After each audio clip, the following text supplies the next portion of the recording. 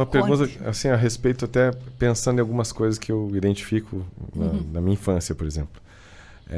O ambiente, ele interfere nesse aprimoramento, no cultivar dessa inteligência? Ou a pessoa já é assim e o ambiente vai interferir muito pouco? Eu pergunto pelo seguinte, meus pais tinham um orfanato, né? Desde antes de eu nascer. Então eu cresci uma boa parte da minha infância com 80, 90 crianças. 80 irmãos. Aí tem um lado assim, uma demanda de exigência, né? Porque imagina cuidar de tudo isso, existiam regras, as regras eram um pouco mais rígidas, mas também tem um outro lado que eu aprendi a me virar meio que sozinho. Eu tinha que dar conta, porque eu ao mesmo tempo que eu era o filho do diretor, que era um benefício, também era algo a ser punido. É um malefício, porque você era obrigado a fazer muita coisa. Aí eu desenvolvi a lábia, né? Sim. Então eu saía das confusões na lábia. Mas eu pergunto isso pelo seguinte, para mim, esse é um ponto que eu considero que é uma inteligência que eu tenho.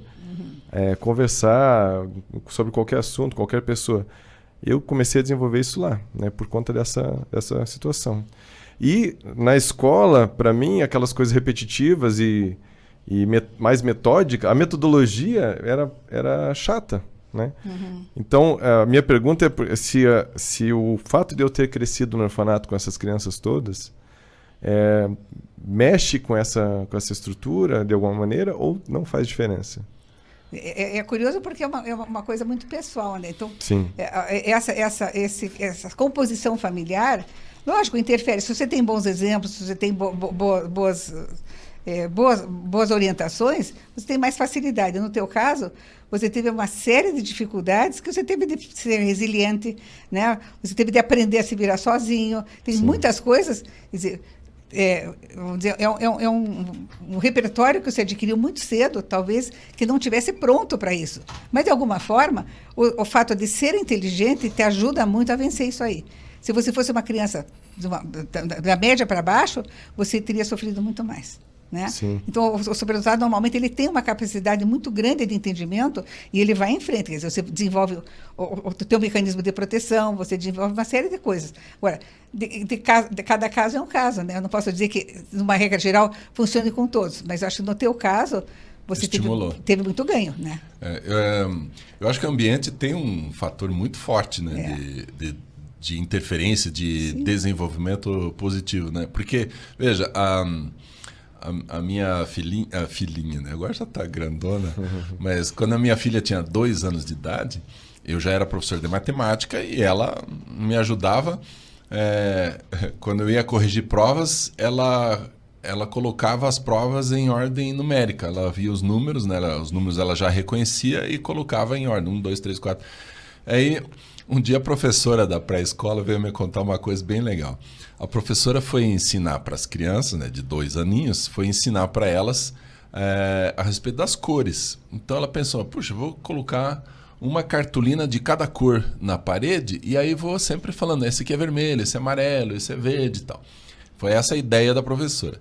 Só que essa professora, ela também é muito esperta, aproveitou a oportunidade. Já que eu vou colocar as cores, eu vou colocar cada cor num formato. Então fez lá um triângulo, um quadrado, um retângulo, um losango, um hexágono, fez tudo isso, né? Para criança de 2 anos.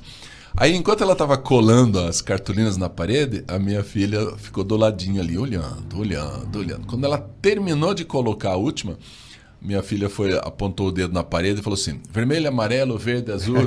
E depois, losango, quadrado, retângulo. A professora, meu Deus do céu!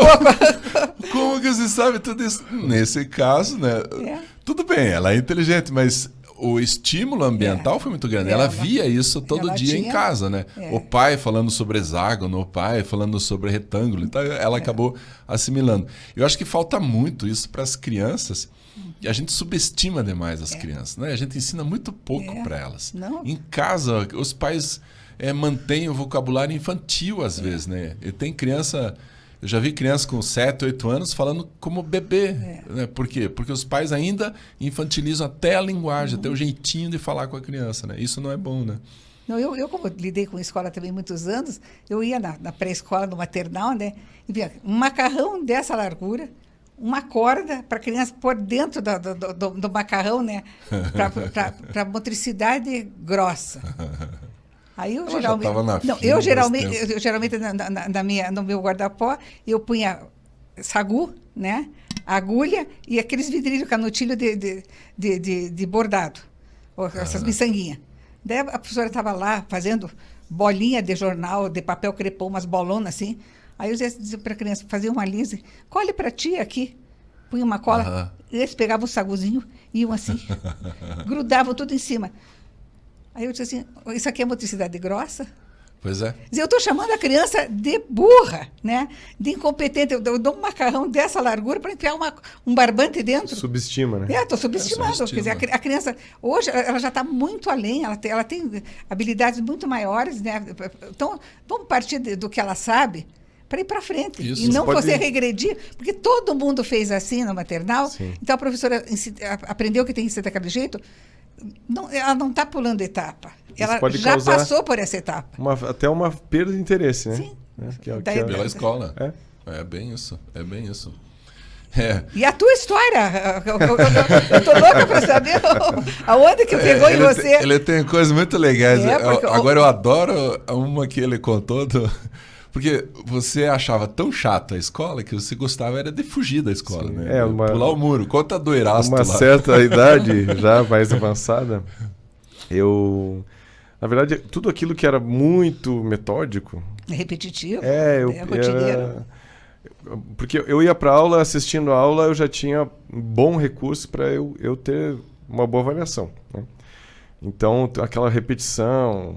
Aquele monte de exercícios que é importante, porque tem disciplinas que você precisa, especialmente aquelas que você não tem tão boa fluência, né? Mas tinham coisas que me deixavam assim entediado. E quando eu estava fazendo o segundo ano, acho, o terceirão, não lembro, eu estudei num colégio aqui em Curitiba, que... Colégio tradicional. Um colégio bem tradicional, um colégio alemão, né? É. O Erasto Goethe, que eu guardo no coração. E conheci muita gente boa lá. Mas tinham coisas de algumas disciplinas que eram chatas para mim, né? E daí eu comecei a ir atrasado para aula, ou não ir à aula.